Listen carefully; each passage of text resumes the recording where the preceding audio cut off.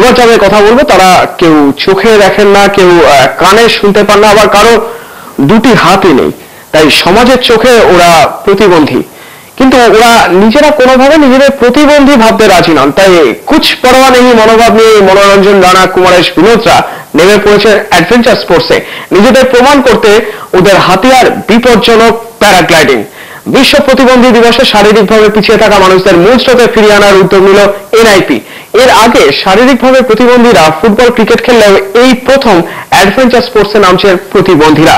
আগামী 3রা ডিসেম্বর শৈলশহর, দার্জিলিং এ বসছে তাদের এই প্যারাগ্লাইডিং এর আসর। এনআইপির এই উদ্যোগকে সাধুবাদ জানান সংস্থার সভাপতি বিধায়ক সুজিত বসু। আর অ্যাডভেঞ্চার স্পোর্টসে বাজিমাত করে প্রতিবন্ধী শব্দটাই ডিকশনারি থেকে তুলে দিতে চান অধিনায়ক মনোরঞ্জন।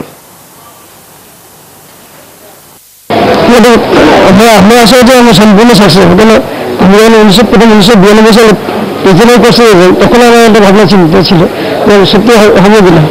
প্রতিবন্ধী শব্দটা আমার এই শব্দটাই আমার মনে হয় ডিকশনারি থেকে তুলে দেওয়া উচিত। এটাকে চ্যালেঞ্জ করে একটা বড় প্রোগ্রাম করছে প্যারাগ্লাইডিং, এটা খুবই ভালো। যারা এই সুযোগ পাচ্ছে তার সঙ্গে উদ্যোক্তাদের ধন্যবাদ জানাচ্ছি। খুব ভালো প্রোগ্রাম, বড় কিছু। খেলার দুনিয়া আজ আপাতত এই পর্যন্ত। খেলার দুনিয়া আবার আগামীকাল সকাল ঠিক 8:30টার সঙ্গে রাখুন চ্যানেল 10।